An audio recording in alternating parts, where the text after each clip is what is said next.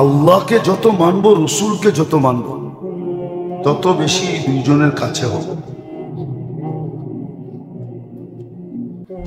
আর যে যত কাছে হয় সে তত বেশি উপকৃত হয়।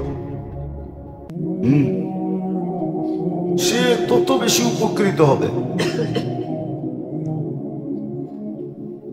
মানবে কিভাবে ওই পদ্ধতিও বলে দিছেন, যেন সব সময় সজাগ থাকি, ঘুমায়া না যায়, এই ব্যবস্থাও করে দিছেন।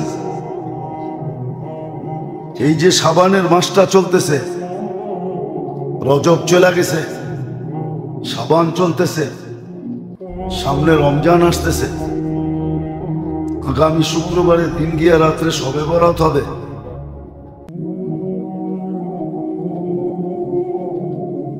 শাবান মাস আসছিল, যে ক্লিনের মাস, দান খয়রাতের মাস, সৎকার মাস। আর বিশেষভাবে যদি দেখা যায় তাহলে শাবানই জাকাতের মাস, জাকাত দেওয়ার মাসই শাবান। সব কিছু গুছানের মাস শাবান আর রজব আর শাবান। কেননা রমজানে যেন ইবাদত ব্যতীত আর কিছুর জন্য কোনো সময় না থাকে, প্রয়োজন না হয়। রমজানে যেন কোথাও কোনো প্রয়োজনে সময় ব্যয় না হয়। হ্যাঁ, একান্ত জটিল প্রয়োজন চলে আসলো হঠাৎ, ওটা ভিন্ন কথা। কিন্তু রমজান পুরো ফারেগ হওয়ার মাস, পুরো ফারেগ হয়ে গেল। এই 2 মাসে লেনদেন যত কিছু আছে, দেওনা পাওনা সব ক্লিয়ার করা, হাট বাজার যা করার, কাপড় চোপড় সব কিছু কমপ্লিট করা, রমজান ঢুকবে তো আখেরাতের কামার জন্য কাছা দিয়ে নেমে যাবে, কবরে গামছা বান্ধা নেমে যাবে। নিয়ম এটাই ছিল। এই জন্যই 2 মাস, এই জন্যই 2 মাস প্রস্তুতির মাস ছিল। কিন্তু ওই যে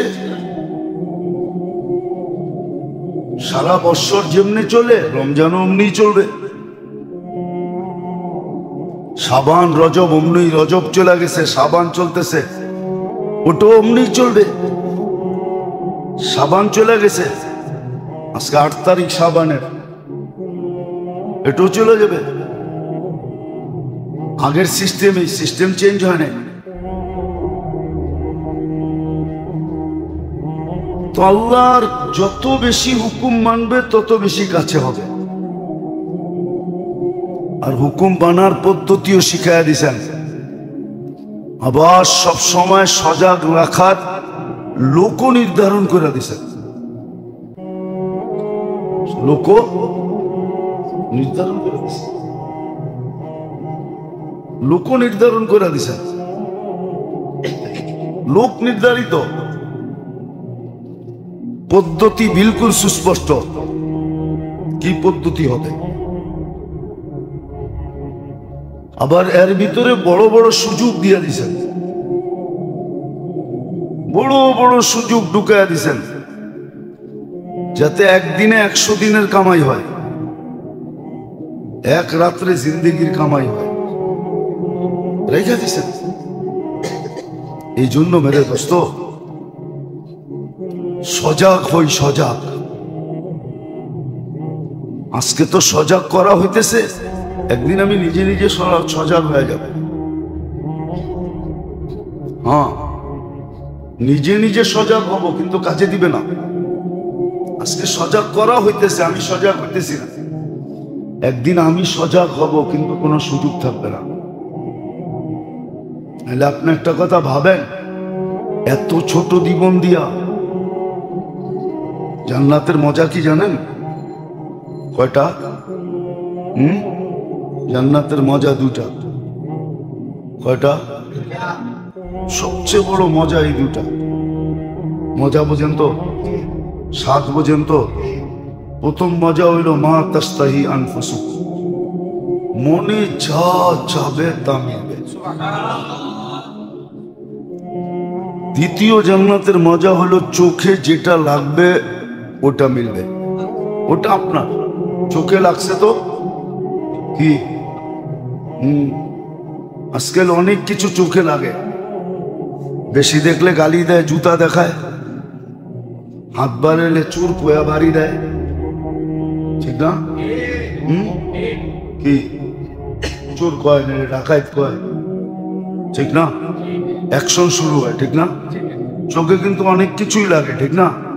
নাইলে কয় কেন, কয় বুড়া হইলে কি মনটা কি বুড়া হয়েছে না, চোখে লাগে কিন্তু তাকান যায় না, ঠিক না?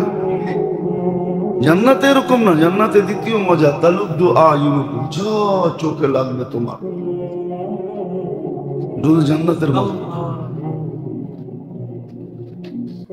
আর জান্নাতের সবচেয়ে বড় নেয়ামত আল্লাহর দিদার। কমসে কম সপ্তাহে একবার হলেও দেখবে।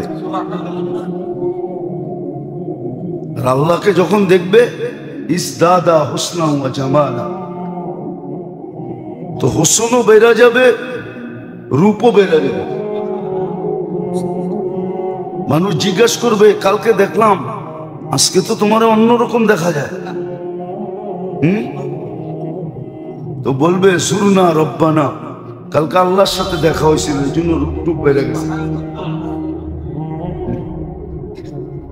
আবার দুনিয়ায় একটা দেখতে দেখতে বিরক্তি হয়ে যায়। এটা বাড়িতেও আছে, মাঝে মাঝে কয় দূর সরো তো, ঠিক না? একটা দেখতে দেখতে কি হয়ে যায়, আপনার বিরক্ত হন, হেও বিরক্ত হয়। এই জন্য জান্নাতে প্রতি সপ্তাহে গেট আপ চেঞ্জ হবে, পুরো গেট আপ চেঞ্জ। প্রতি শুক্রবারে আবার ব্র্যান্ড নিউ হবে, যাতে পুরান আপনাকে বলতেই না পারে। 2 সপ্তাহ যেতে দিবে না আল্লাহ, এর আগেই চেঞ্জ করে দিবে। দুইজনেই চেঞ্জ হবে। কেউ যে না বলতে পারে দূর পুরানটাই তো, এক মডেলই তো, হ্যাঁ, এটা যেন না বলতে পারে। প্রতি শুক্রবারে চেঞ্জ হবে, সত্য এটাই। মিলবে যত বেশি আল্লাহর কাছে হবে, রসুলের কাছে হবে। এই জন্যই ব্যবস্থাপনা দিছেন, এই জন্যই ইবাদত দিছেন, জিকির দিছেন, তেলাওয়াত দিছেন, তসবিহ দিছেন, তাহলিল দিছেন, দান দিছেন, খয়রাত দিছেন, যাকাত দিছেন, আবার মাসও দিছেন। কিন্তু আফসোস তো এখানে সজাগ আর কয়জন?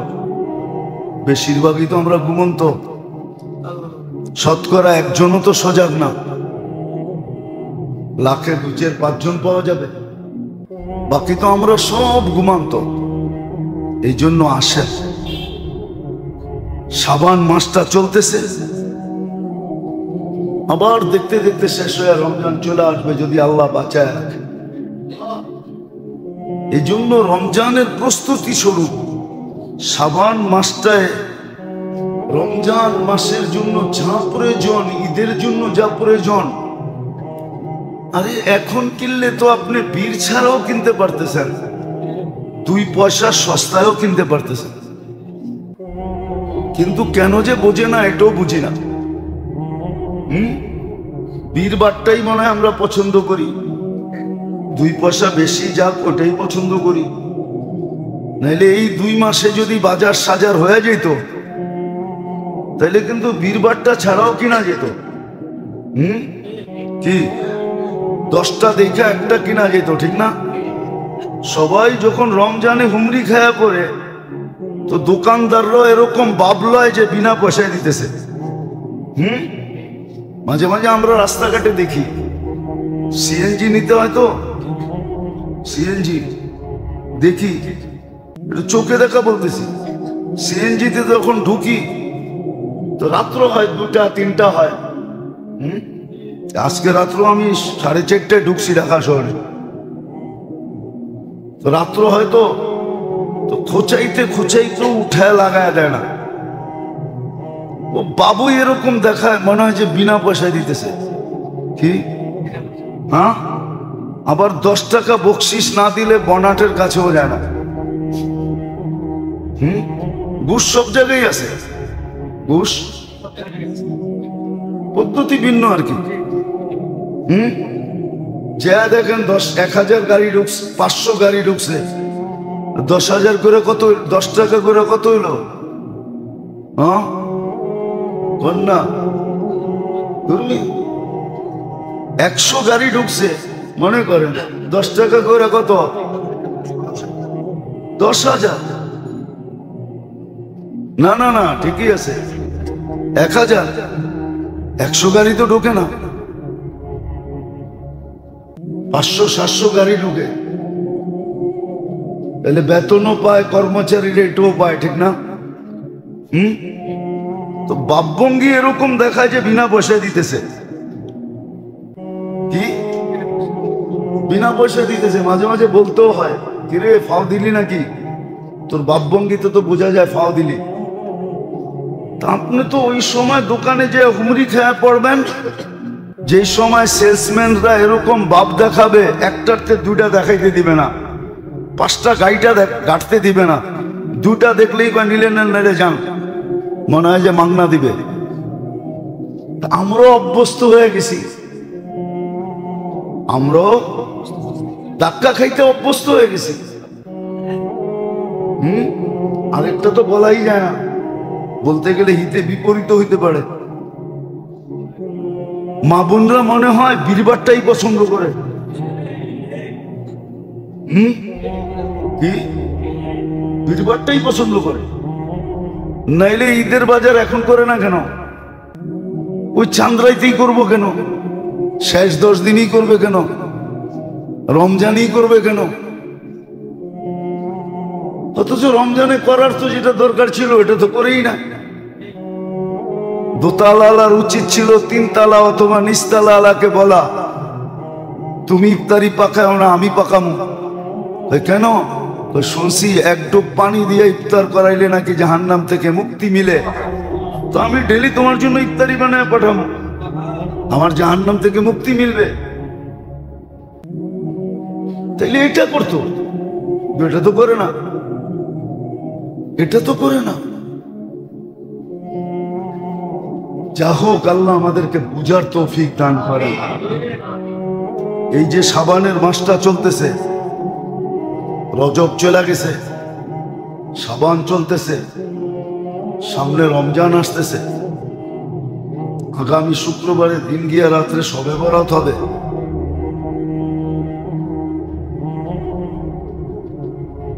শাবান মাস আসছিল, যে ক্লিনের মাস, দান খয়রাতের মাস, সৎকার মাস। আর বিশেষভাবে যদি দেখা যায় তাহলে শাবানই জাকাতের মাস, জাকাত দেওয়ার মাসই শাবান। সব কিছু গুছানের মাস শাবান আর রজব আর শাবান। কেননা রমজানে যেন ইবাদত ব্যতীত আর কিছুর জন্য কোনো সময় না থাকে, প্রয়োজন না হয়। রমজানে যেন কোথাও কোনো প্রয়োজনে সময় ব্যয় না হয়। হ্যাঁ, একান্ত জটিল প্রয়োজন চলে আসলো হঠাৎ, ওটা ভিন্ন কথা। কিন্তু রমজান পুরো ফারেক হওয়ার মাস, পুরো ফারেক হয়ে যাবে। এই 2 মাসে লেন দেন যত কিছু আছে, দেওনা পাওনা সব ক্লিয়ার করা, হাট বাজার যা করার, কাপড় চোপড় সব কিছু কমপ্লিট করা, রমজান ঢুকবে তো আখেরাতের কামার জন্য কাছা দিয়ে নেমে যাবে, কবরে গামছা বান্ধা নেমে যাবে। নিয়ম এটাই ছিল। এই জন্যই 2 মাস, এই জন্যই 2 মাস প্রস্তুতির মাস ছিল। কিন্তু ওই যে সারা বছর যেমনি চলে, রমজানও অমনি চলবে। সাবান রজব অমনি, রজব চলে গেছে, সাবান চলতেছে, ওটা অমনি চলবে। সাবান চলে গেছে, আজকে 8 তারিখ সাবানের, এটাও চলে যাবে। আগের সিস্টেম, এই সিস্টেম চেঞ্জ হয় না। তো আল্লাহর যত বেশি হুকুম মানবে তত বেশি কাছে হবে। আর হুকুম মানার পদ্ধতিও শিখাইয়া দিছেন। আবার সব সময় সজাগ রাখার লোক নির্ধারণ করে দিছেন। লোক নির্ধারণ করে দিছেন, লোক নির্ধারণ করে দিছেন। লোক নির্ধারিত পদ্ধতি বিলকুল সুস্পষ্ট, কি পদ্ধতি হবে।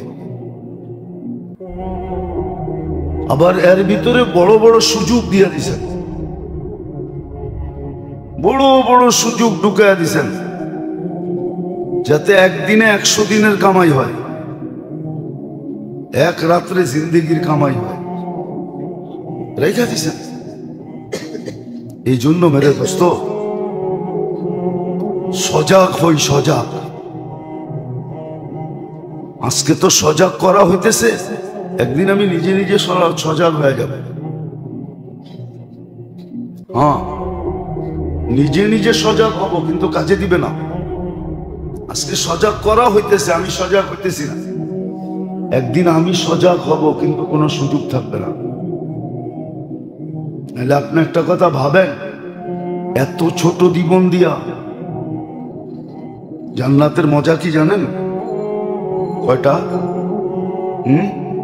জান্নাতের মজা 2টা। কয়টা? সবচেয়ে বড় মজা এই 2টা। মজা বোঝেন তো? স্বাদ বোঝেন তো? প্রথম মজা হইল মা তাস্তাহি আনফুসুকুম, মনে যা চাবে তা মিলবে। দ্বিতীয় জান্নাতের মজা হলো চোখে যেটা লাগবে ওটা মিলবে। ওটা আপনার চোখে লাগছে তো কি? আজকাল অনেক কিছু চোখে লাগে। বেশি দেখলে গালি দেয়, জুতা দেখায়, হাত বাড়ালে চুর কোয়া বাড়ি দেয়, ঠিক না? কি চুর কয়, ডাকাইত কয়, ঠিক না? অ্যাকশন শুরু হয়, ঠিক না? চোখে কিন্তু অনেক কিছুই লাগে, ঠিক না? নাইলে কয় কেন, কয় বুড়া হইলে কি, মনটা কি বুড়া হয়েছে না? চোখে লাগে কিন্তু তাকান যায় না, ঠিক না?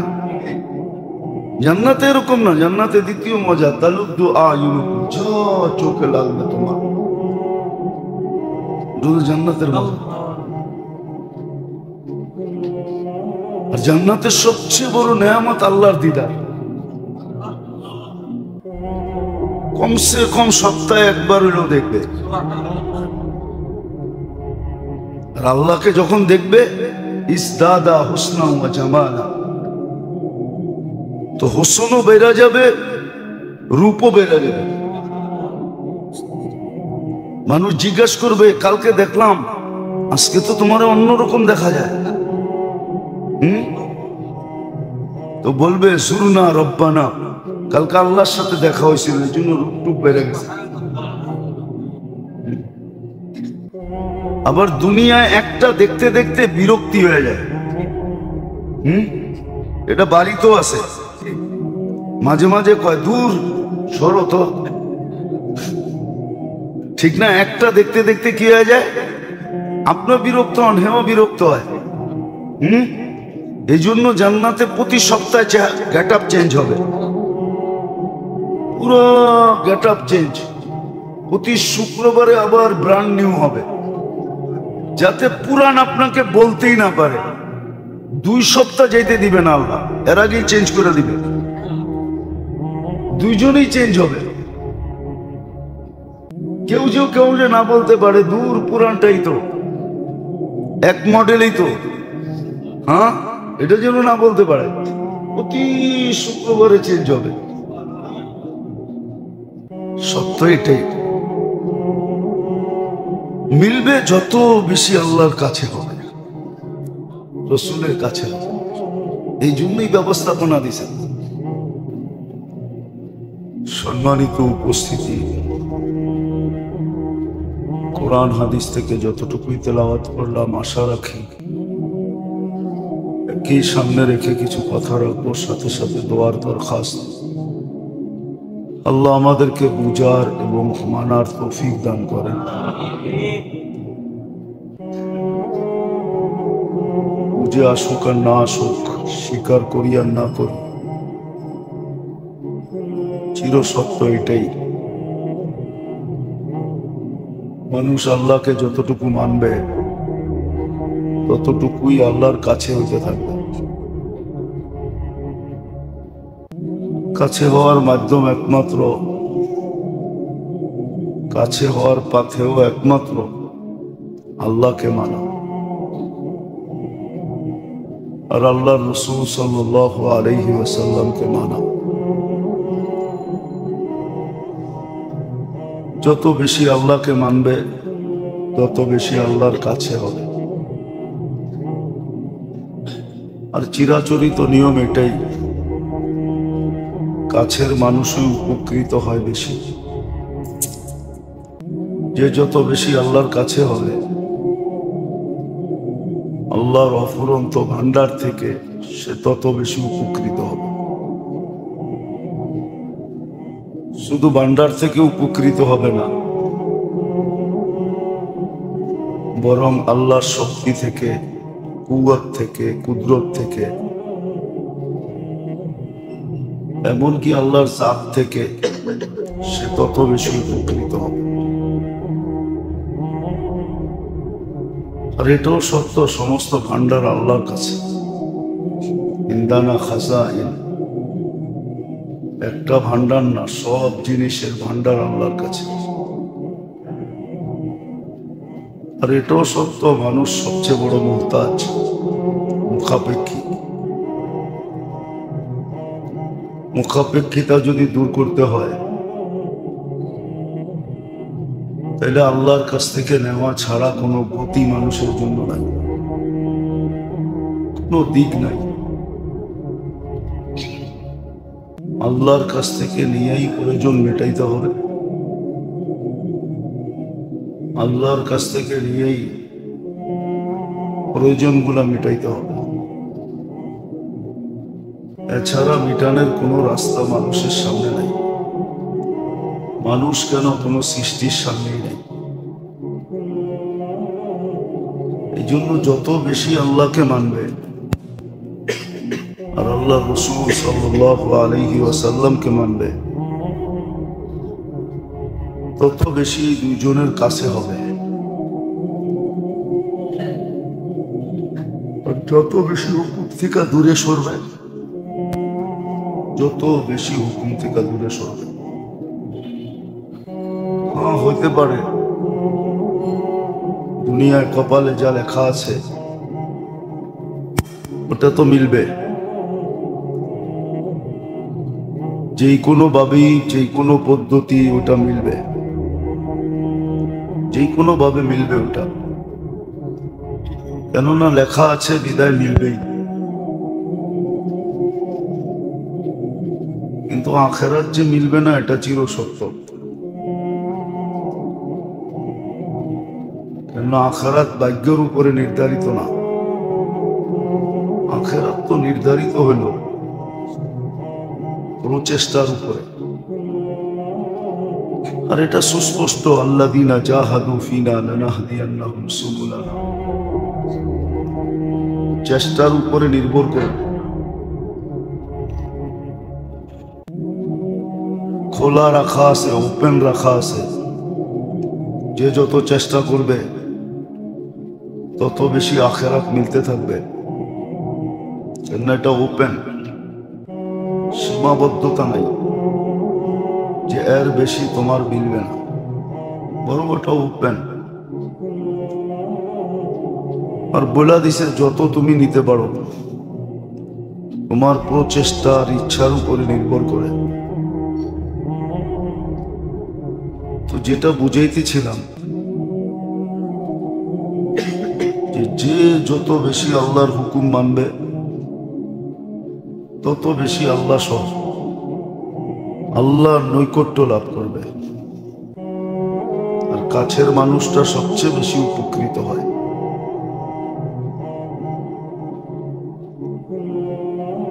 আল্লাহর রসুলকে যত বেশি মানবে, তরিকাকে যত বেশি মানবে, যেটাকে আরেক শব্দে বলা হয় মুত্তাবে সুন্নত যত বেশি হবে, প্রত্যেক কাজের ভিতরে সুন্নত তরিকা যত দেখবে, তত বেশি আল্লাহর রসুলের কাছে হবে, নৈকট্য লাভ হবে, ভালোবাসা লাভ হবে, মহব্বত লাভ হবে। আর ভাগ্যের চাক্কা করবে আর ভাগ্য খুলবে। এই জন্য আল্লাহকে মানা আর আল্লাহর রসুলকে মানা।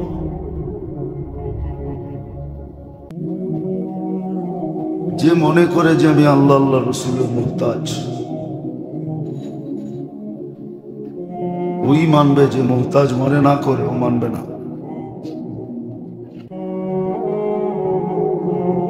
হ্যাঁ, মানুষকে আল্লাহ ইচ্ছা স্বাধীনতা দিচ্ছেন দিলে মানুষ মন মতো চলতে পারে। ইচ্ছা স্বাধীনতা যদি না দিতেন তো মন মতো চলতে পারতো না।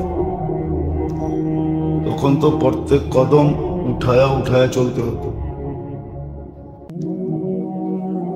নাইলে হইতে পারতো যে কদম উঠাইছে আর রাখতে দিতেছেন না, রাখছেন আর উঠাইতে দিতেছেন না।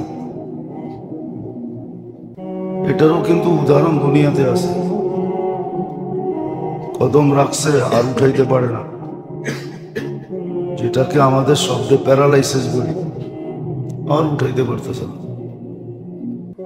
অথবা উঠাইছে আর রাখতে পারতেছে না। এরকম হয় মাঝে মাঝে। একজনকে দেখায় 10 জনকে বুঝাইতে চান, কিন্তু আসলে সত্য বুঝে কম।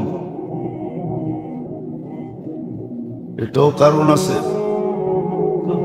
পাত্র যখন বড়া থাকে তখন আর জিনিসের ভিতরে ঢুকে না। তো দুনিয়া দিয়ে আমাদের পাত্র বড়া, এই জন্য এই সমস্ত কথা দুনিয়ার কথা দিয়ে ভরা।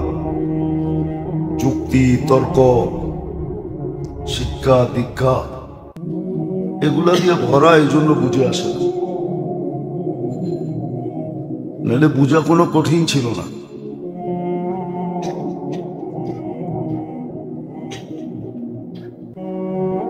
আর এরকমও না যে আল্লাহ আল্লাহ রসুল চান না।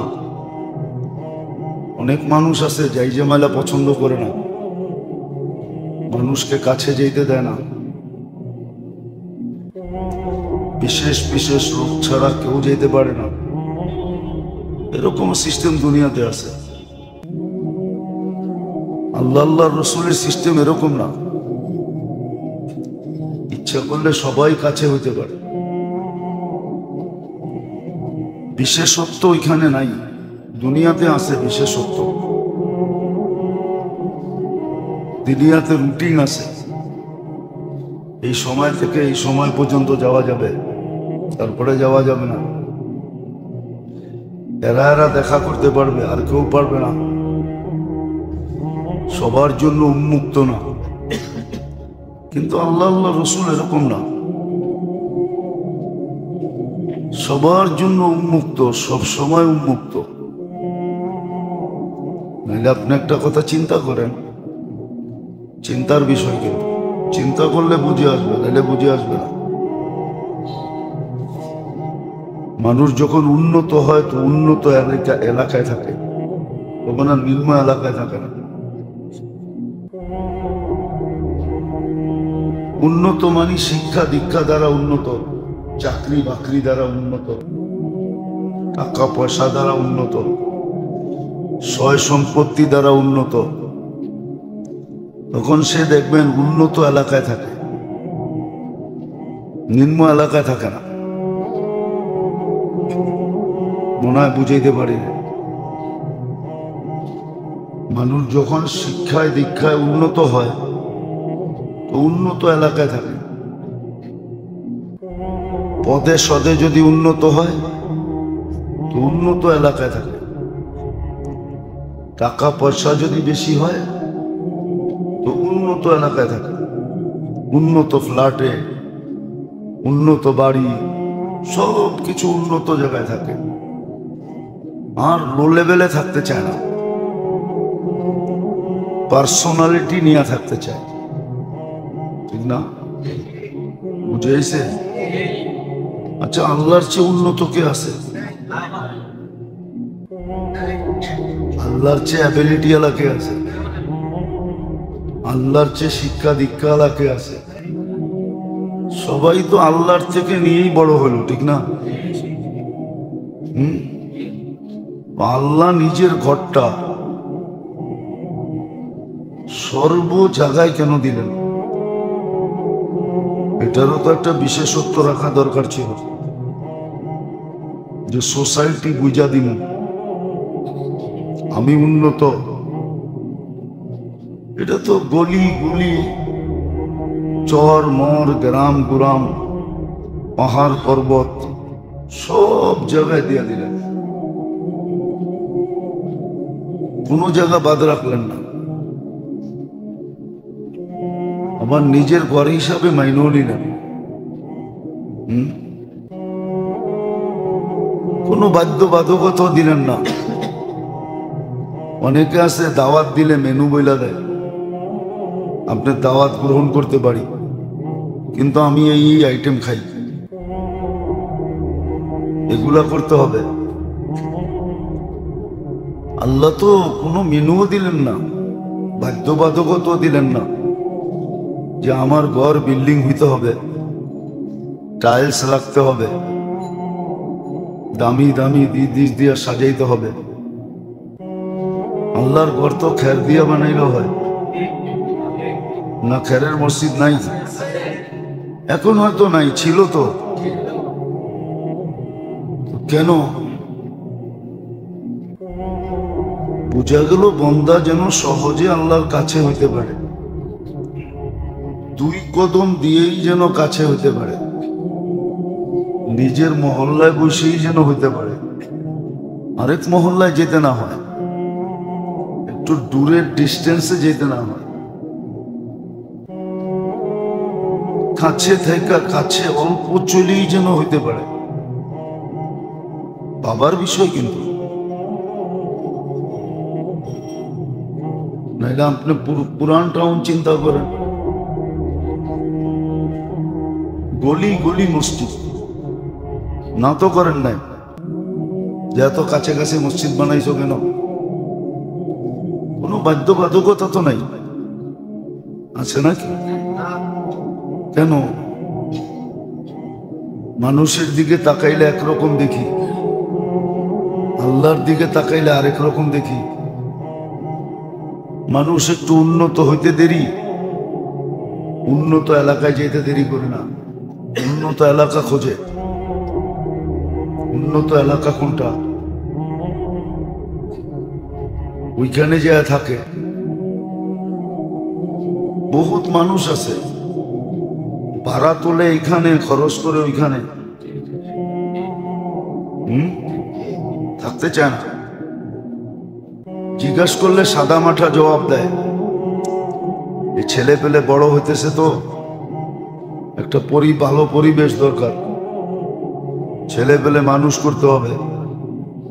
তাহলে যেই এলাকার থেকে ভাড়া উঠায় ওই এলাকার মানুষ অমানুষ, এর ইঙ্গিত দিয়ে বোঝা যায় যে ওনার ছেলে পেলে মানুষ হবে, বাকি সব অমানুষ। অথচ উনি এই এলাকার টাকা নিয়েই ওইখানে খরচ করে। কিন্তু আল্লাহ তো এমন বললো না, আল্লাহ তো সর্ব জায়গায় নিজের ঘর দিয়ে দিলেন। বুঝা গেল আল্লাহ বন্দাকে কাছে করতে চায়, তুই আমার কাছে আয়, 2 কদম দিয়েই যেন কাছে হইতে পারে।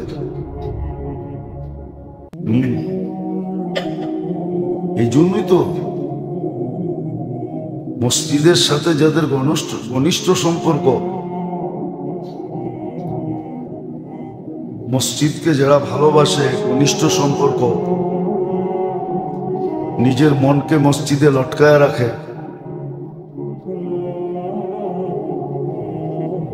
কাজ কাম না থাকলে মসজিদ ছেড়া যায় না, সময় দেয় তো মসজিদই দেয়, সময় কাটায় তো মসজিদই কাটায়। এদেরকে তো আল্লাহ প্রতিবেশী বলছে। কিয়ামতের দিন জিজ্ঞাসা করবে আমার প্রতিবেশীরা কোথায়? ফেরেশতারা বলবে সুবহান ওয়ালাকাল জিরান। আল্লাহ আমরা তো জানতাম না আপনার প্রতিবেশী ছিল। আল্লাহ বলবে যারা মসজিদ আবাদ করছে, মসজিদের সাথে ঘনিষ্ঠ সম্পর্ক ছিল, খুব আসা যাওয়া করত, খুব সময় দিত, ওরাই তো আমার প্রতিবেশী। তাহলে বুঝা গেল কাছে করার জন্য ব্যবস্থাও করছে। কেউ এরকম ব্যবস্থা করে নাই। বাধ্যবাধকতা তো আমরা রাখছি, এতটাই করবে, এতটাই বন্ধ হবে।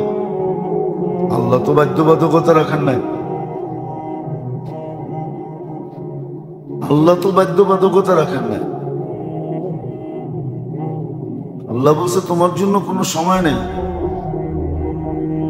এনি টাইম আসতে পারো, কাছে হইতে পারো। আবার পদ্ধতিও দিচ্ছেন, কখনো নফল নামাজ দ্বারা, কখনো জিকির দ্বারা, কখনো তেলাওয়াত দ্বারা। নইলে এই হাদিস কেন বলবেন আনা মাআ মান যাকারানি? আমাকে যারা স্মরণ করতে থাকে আমি ওদের সাথে সাথেই থাকি। তো এটা কেন বলবেন? বুঝা গেল যে কোনো মুহূর্তে সাক্ষাৎ করা যায়, কাছে হওয়া যায়। তদ্রুপ আল্লাহ রসুলেরও যখনই মনে চায় কাছে হইতে পারবে। আছে বহুত মানুষ এরকম কাছে যে ডেলি দেখা হয়, ডেলি না হলে সপ্তাহে হয়, সপ্তাহে না হলে মাসে হয়, মাসে না হলে বৎসরে হয়, বৎসরে না হলে জীবনে তো হয়ই হয়। আছে এরকম লোক, আল্লাহ রসুলকে স্বপ্নে দেখে। এটা হলো কাছে হওয়ার নিদর্শন, যে আমিও তোমার কাছে, তুমিও আমার কাছে। তো যেটা বুঝাইতেছিলাম, মেরে আজিজো, মেরে দোস্তো, মেরে ভাইও, যে যত মানবে সে তত বেশি কাছে হবে। আবার যে যত কাছে হবে সে তত উপকৃত হবে। কিন্তু আবার এটাও একটা কথা আছে,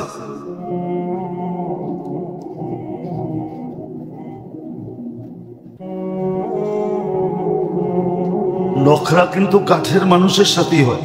নখরা বোঝেন? এটাকে কি দিয়া বুঝাবো? কাছের মানুষের সাথেই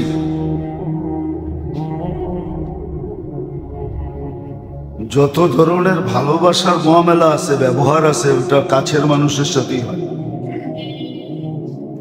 এজন্য হাদিসে আছে আল্লাহ ওয়ালারা যখন আল্লাহর কাছে চায় তো জিবরিল আলাইহিস সালাম বলে আপনার অমুক প্রিয় বান্দা চাইতেছে।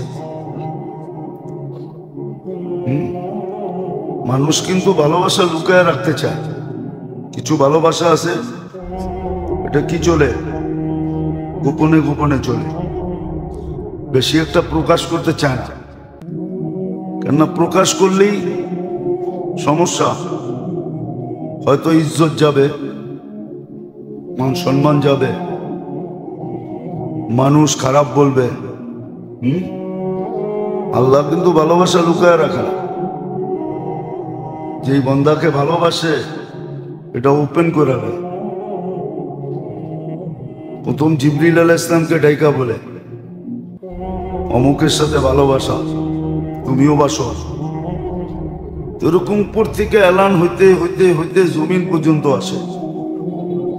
জমিনে এলান হয়, ইন্নাল্লাহ ইউহিব্বু ফুলান, জিবরিল ইউহিব্বু ফুলান, আহলুস সামাওয়াতি ইউহিব্বুনা ফুলান। আল্লাহ অমুককে ভালোবাসে, জিবরিল আলাইহিস সালাম বাসে, আকাশওয়ালারা বাসে, জমিনওয়ালারা তোমরাও বাসো। ফায়ানজিলু লাহুল কবুল, সৃষ্টির মধ্যে তার গ্রহণযোগ্যতা ছড়ায় দেওয়া হয়। এর জন্য হাদিসে আছে, বললাম না, এটাকে উর্দুতে বলে নখরা। মানে ভালোবাসায় ছনছন করা। ছনছন বোঝেন? ভালোবাসা, আল্লাহর ভালোবাসার বন্দা যখন চায়, এই জন্যই আপনি বলবেন নামাজ পড়লাম, চাইলাম, দিল তো না। হতে পারে আপনি ভালোবাসার পাত্র, জিবরিল বলে আল্লাহ অমুক ভালোবাসার পাত্র চাইতেছে, আল্লাহ বলে দিও না। কই কেন? কয় আওয়াজটা ভাল লাগে, দিলেই তো বন্ধ হয়ে যাবে। চাওয়াটা ভাল লাগতেছে, চাওয়াটা চাইতে দাও। দিবে না যে এরকম না, দিবে, কিন্তু চাওয়াটা লম্বা করে দিবে। আবার যখন দুশ্মন চায়, জিবরিল আলাইহিস সালাম বলে আপনার দুশ্মন চায়, কি করব? আল্লাহ বলে জলদি দিয়া দাও। দুশ্মন তো চাইলো আর দিয়া দিলাম, ওর তো ব্যবসা জমে যাবে। মাইসে দেখবো চাইলেই দিয়া দেন, তো মাইসে বলবো যে হয়ে গেছে। কি কি এরম করেই তো কত দান্দা হইতেছে হইতেছে, ঠিক না? আসলে একটাও ঠিক না, একটাও ঠিক না। দান্দা তো হইতেছে, গরু মহিষ সবকিছুর দান্দাই হইতেছে, ঠিক না? আল্লাহ বলে ওর আওয়াজটা ভাল লাগে না, দিয়া দাও, আওয়াজ বন্ধ হয়ে যাবে।